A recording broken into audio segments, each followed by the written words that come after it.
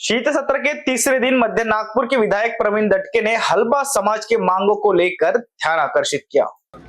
नागपूरला अधिवेशन सुरू झाल्यापासून दोन तरुण युवक हलबा समाजाच्या प्रलंबित मागण्यांकरता उपोषणाला बसले। डॉक्टर कोहाड आणि जगदीश खापेकर। माझी सरकारला विनंती आहे की एक दोन ओळीची शिफारस हलबी समाजाकरता केंद्र सरकारला पाठवायची आहे। अनेक बैठकी झाल्यात, त्या बैठकांमधून हा प्रश्न सोडवला गेला नाही। या अधिवेशन काळात एक बैठक घेऊन तात्काळ हलबी समाजाचा प्रश्न सोडवावा अशी माझी माननीय मुख्यमंत्र्यांकडे, माननीय आदिवासी मंत्र्यांकडे विनंती आहे। तात्काळ बैठक घेऊन हा प्रॉब्लेम सोडवावा, कारण दोन युवक गेले 5 दिवसापासून उपोषणाला बसले आहेत।